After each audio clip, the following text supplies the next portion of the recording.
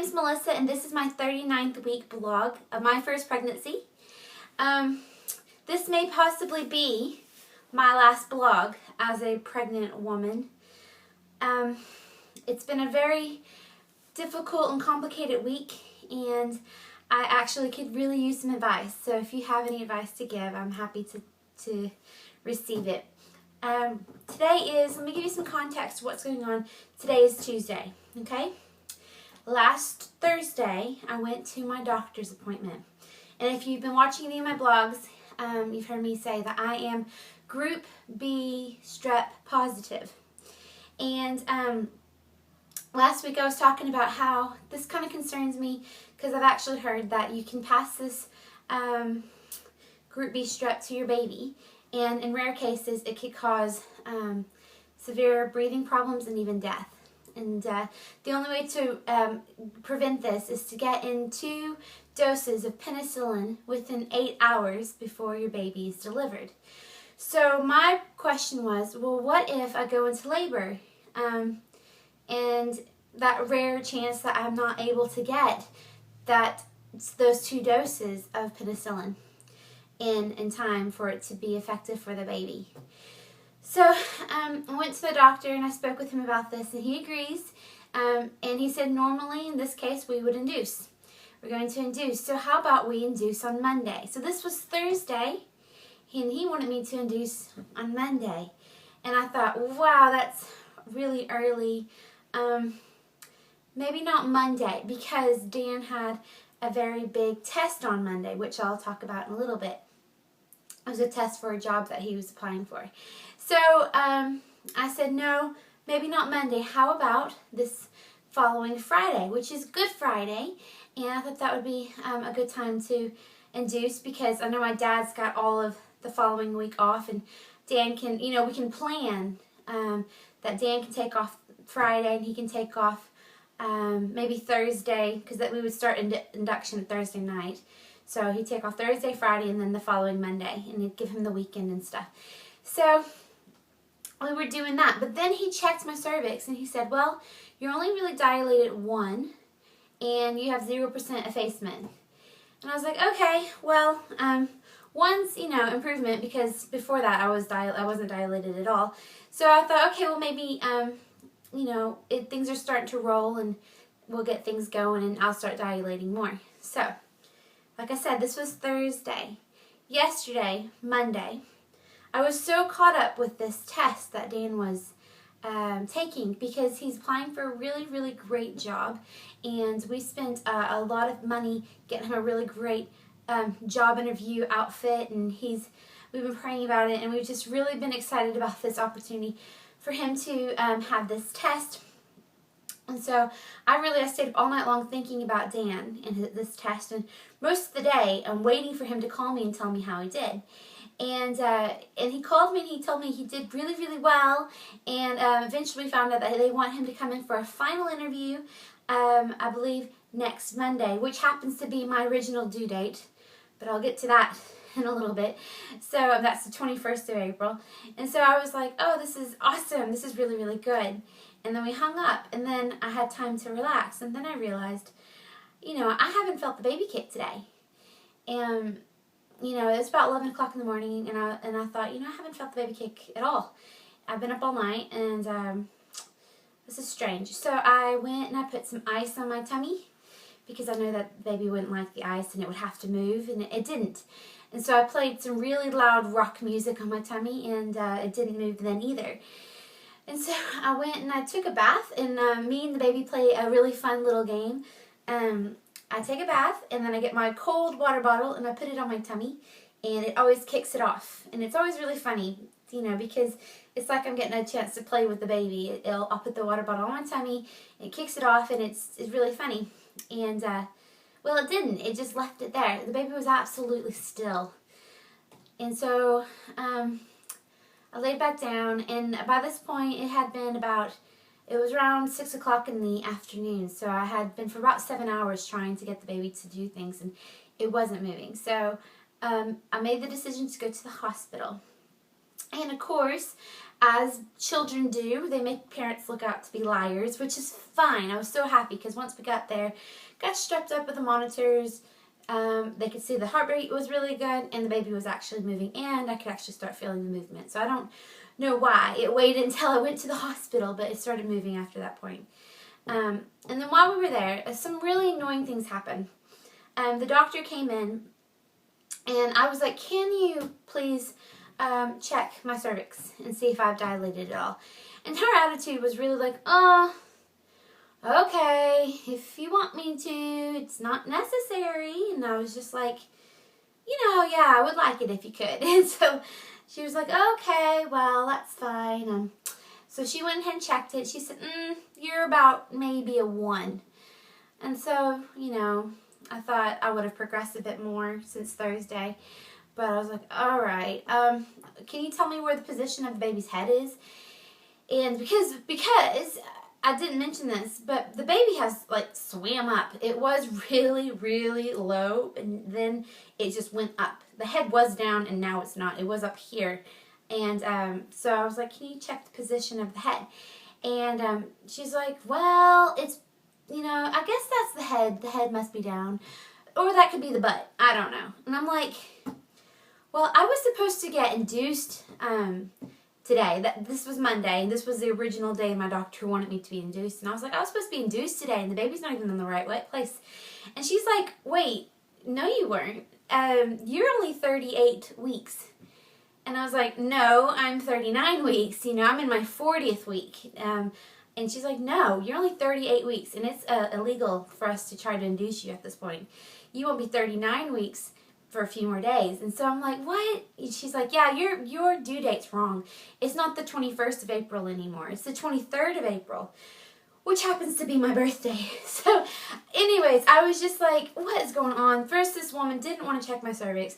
Then she couldn't give me a straight answer about if this is a head or if this is a butt, because this is important to me. I need to know if the baby's breech or not. I asked if I could get an ultrasound because I haven't had an ultrasound yet. Since being in America, my insurance says that I can get an ultrasound in my 3rd trimester. She didn't want to give me one, so we're guessing on whether or not the head is up or down.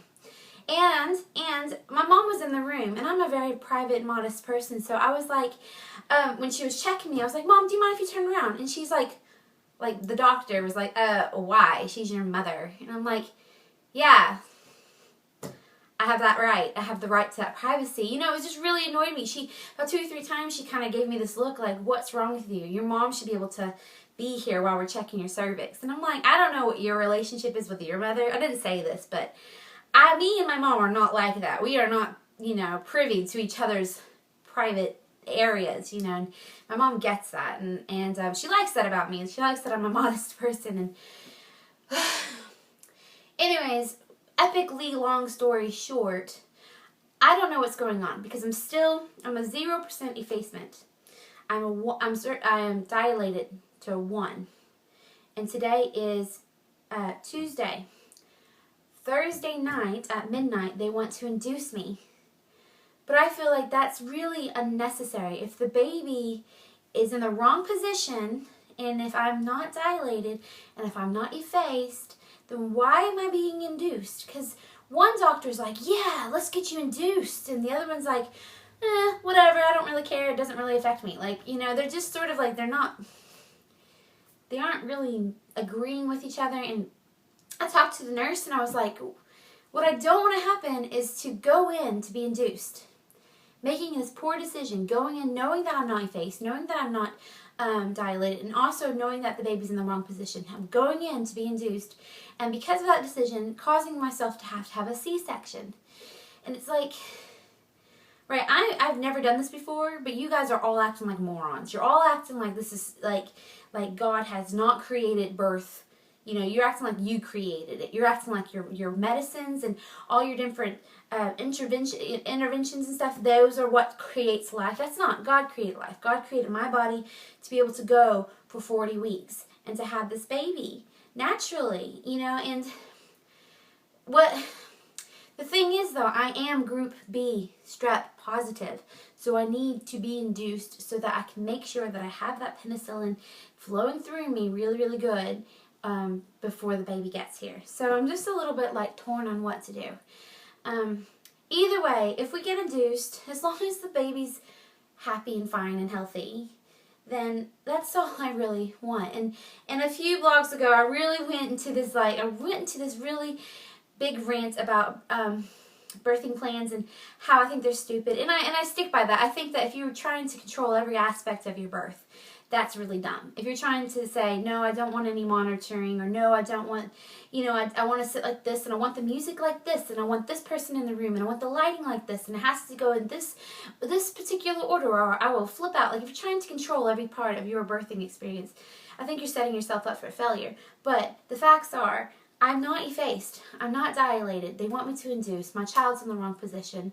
So what do I do? Do I wait? And so the big issue about waiting is this. My original due date is the 21st of April, which is next Monday. My husband has got a gigantic interview, so important. So it would be really great if we did not have the baby on Monday. Wednesday, which this is not important to me at all, but that's my birthday. Wednesday is when the second due date we were given, the 23rd of April. That's my birthday. I don't care. I do not care. But Friday, Dan's green card expires. And we sent all that paperwork out a few weeks ago. If you saw my blog, I showed you the documentation of all the paperwork we had to send out. Well, apparently it's been sent back. It hasn't been approved. It hasn't been denied. We don't know. We're going to go to the immigration office tomorrow and see what the heck's going on. And then following the immigration appointment, I'm sorry, this is Thursday. Thursday morning, we're going to the immigration appointment. Thursday afternoon, I'm getting my last doctor's appointment. Thursday night, I'm being induced. And so I'm just freaking out a little bit because, I don't know.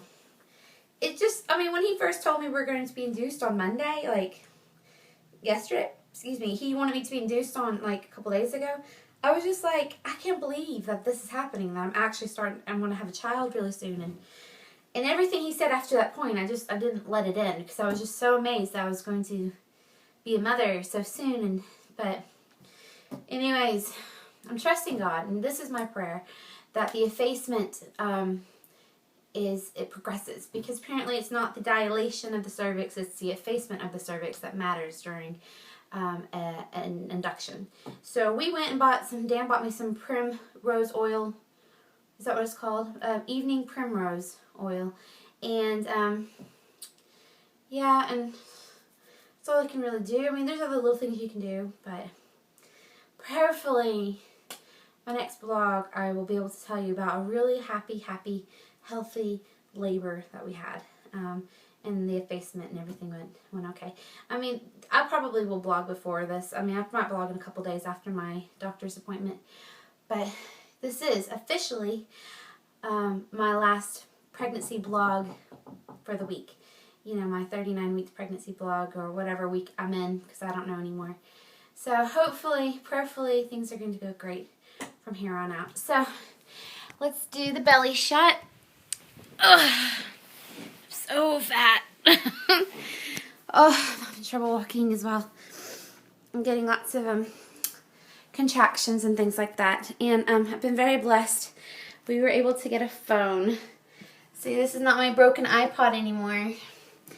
Turns out it's cheaper to buy 2 iPhones and put yourself on a contract than it is to have 2 pay-as-you-go phones. We pay the same amount, but I'll show you my pay-as-you-go phone sometime. It was really it was like a really old 80s one or whatever. But yeah, so I'm thankful to have the iPhone. Anyways, belly shot. This is the side view, the front view, and the side view. So I would think this is my 40th week pregnancy shot. I'm in my 40th week. This is my 39th week, I guess, belly. And yeah, still, I've been very blessed. No stretch marks, which I have done nothing to prevent that. And I believe that it is hereditary. My mother didn't get stretch marks. She got them on her breast. I haven't got them on my breast, but for all the people who spend a lot of money on oils and stuff, I mean, good luck, but I haven't done anything, and it just never stretch marked, and so, and the belly button's in.